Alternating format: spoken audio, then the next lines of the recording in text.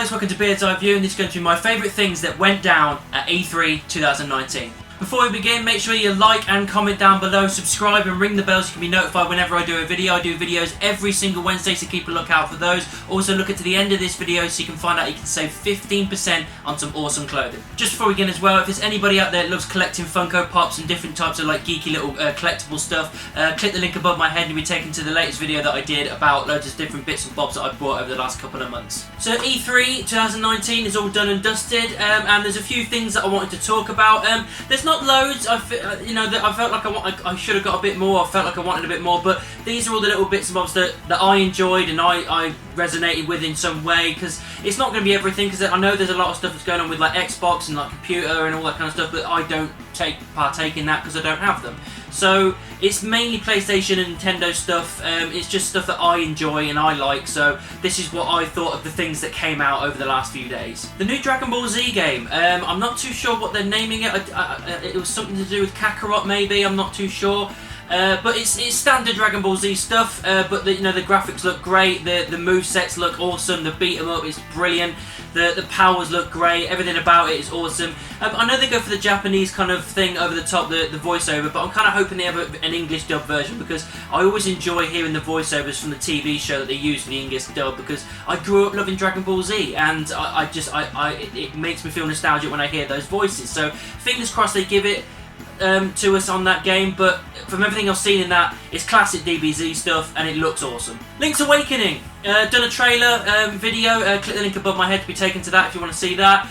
But this one is an announcement that it's coming out on the 20th of September. We did get a little bit more footage, but nothing overarching, we don't really know, because it's a game we've known about for a while, and it's a game that's being redone.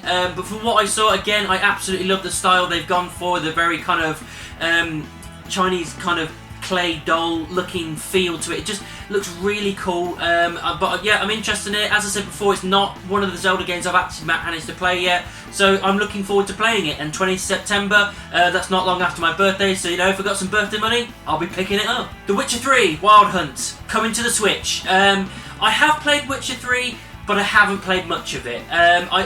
From what I played, I really enjoyed. It's just certain things kind of took over. I was playing The Witcher 3, then the PS4 version for Skyrim came out, so I went onto that, and then after that was kind of rolling, Breath of the Wild came out, so I went onto that, and I haven't had time to go back to The Witcher 3.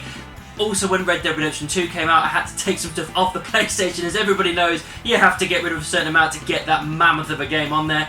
Witcher 3 was one of the casualties, unfortunately, so I want to go back to it.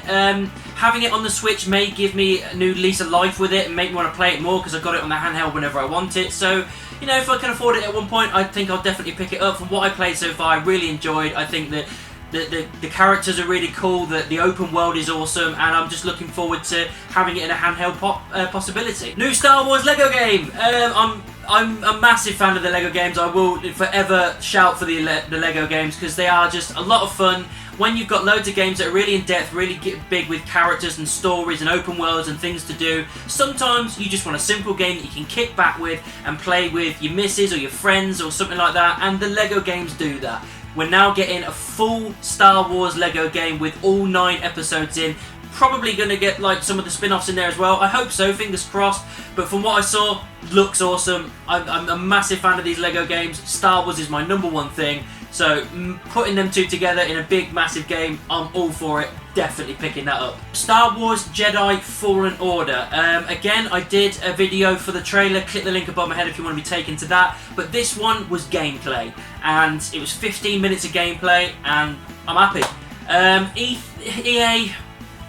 It's been a rocky road with EA and Star Wars. The Battlefront games weren't really up to much for me. They just didn't deliver the way I wanted them to. So this, for me, is their last chance. If EA fuck this up, because they said that this is a single player game, it's a story driven thing, and I am giving them that one last chance to deliver. From the trailers and the gameplay that I've seen, everything is ticking the right boxes at the moment. I'm looking forward to it. It looks like you're going to get some real good powers. It reminds me a lot of the Force Unleashed games in the move sets and the powers. Maybe it's a cut a bit more aggressive, a bit more polished. But the graphics look great, the movesets look awesome, the different bad guys you can take on, the different types of stormtroopers and everything all look great with their own different movesets. The little droid guy that's on your back and everything looks like he's going to have a little bit of use. I love the fact that we're getting a little character like that, because it gives you an extra bit of flavour. Maybe it will give you an extra little bit of side missions where he can get in areas where you can't get in, and yeah, I'm all for that.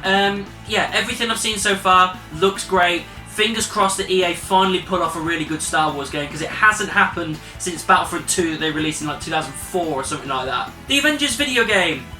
Lot of mixed reviews with this one.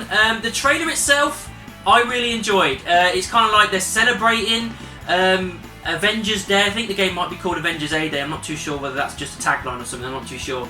But they're celebrating Avengers Day, and then they get tricked into something happening on the bridge. They go and check it out, and then the helicarrier crashes in and blows up with Cap on it, so there's like a memorial afterwards and everything with Captain America. So is Cap dead? I think there's a little bit of a red herring for me. I think that Cap's going to be alive, because you don't make an Avengers game where you can't play as Captain America. That's clearly going to happen. So I think that might be a red herring there. He's alive somewhere, or we can use a flashback in somewhere to use the character we have to play as Captain America.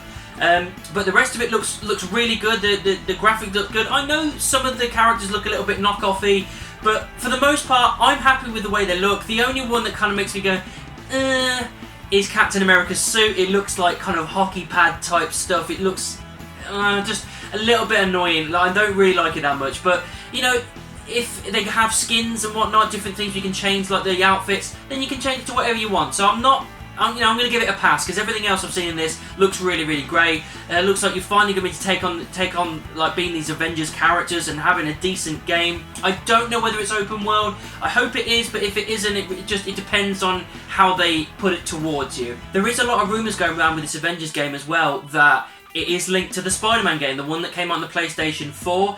I would like that. There's, Taskmaster is in this trailer, and he has said that he's fought the Avengers in the Spider-Man game.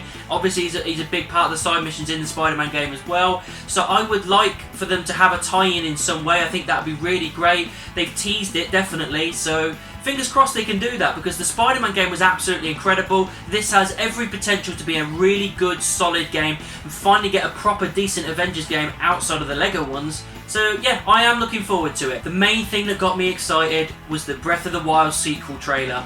It wasn't too much. It was literally just announcing that the next game, the sequel to Breath of the Wild, by the looks of it, is going to be a direct sequel as well, which is not something they do very often, and it's in development. I'm so happy. Breath of the Wild was an absolutely outstanding game. I gave it my highest rating. It's one of the best games I've ever played. I definitely recommend you playing it. It's just everything you could ever want out of a Zelda game and more. This open world sandbox, just epicness that is Breath of the Wild. And from the look of it, we're going for a similar style. I mean, that may change, because we've had teases for games of Zelda in the past, and they haven't worked out exactly the way that they've shown it originally, so it could change stylized wise. But from what I've seen, I'm looking forward to it. It looks like they're kind of, I don't know whether they're resurrecting Ganon or whether they're finding his body or something, but it looks like he's like becoming resurrected, because I'm pretty sure that is Ganon. At the very least, it's a Gerudo of some type, and him and Link and Zelda have gone to kind of resurrect him or find him or something like that, and they accidentally resurrect him maybe. I mean, Zelda's had a haircut, so there's rumours going around that maybe she'll be a playable character at some point. I wouldn't mind that. I think that would be a nice little bit of added flavour into the game, but you still got to play as Link. You have to, but playing a few with Zelda as well, that I think will be a lot of fun. There's so much speculation going around with this game already from the small amount we've seen. My speculation is that this is the true Ganondorf that's been buried for a long time, and that the Calamity Ganon was a fall guy, a puppet of Ganondorf or something like that. That's my theory. I could be completely wrong about that. But either way, I'm hoping we get a proper Ganondorf in this one, because although Breath of the Wild was absolutely incredible, it kind of fell flat a little bit with the main bad guy at the end. It was just a big monster to take on, and I didn't have that characterization of Ganondorf being the evil king and everything. I didn't get that, and I want it in this next game. So fingers crossed they can kind of undo that a little bit with what we've seen in this teaser trailer. Want some awesome clothing? Of course you do. This video is sponsored by the Glory Collective. Apparel, accessories and prints. Use promo code GLORYBEARD15 to get 15% off all purchases. The Glory Collective. For the seekers. Overall, guys, E3 2019, I'm not too sure Whether it was better than last year or worse than last year, I think it's probably about the same. I felt like I was going to have more. I felt like I was going to maybe have an Elder Scrolls thing, but we didn't get anything considering we got teased last year. Nothing happened. I wanted something else. I honestly don't know what it was I wanted, but I felt like there was something missing from E3 this year. But from everything I was given, I liked all of it. Everything looked promising, everything looked great, everything's got me hyped and looking forward to release dates and more information.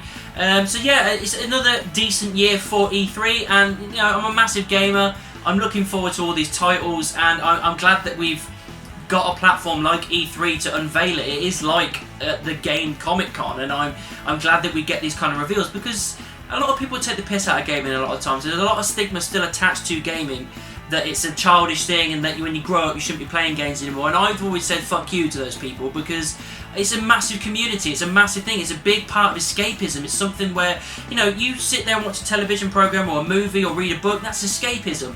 Gaming is that as well. It is an art form just as much as all the rest of them. So I'm glad that we have this platform. I'm glad that gaming has gone from strength to strength to strength, and I'm looking forward to all these titles. So that's what I thought of E3 2019. What did you think about it? Let me know down in the comments. Make sure you subscribe and ring the bell. If you want to find me on social media, any of these, all links are in the description, and I'll see you soon.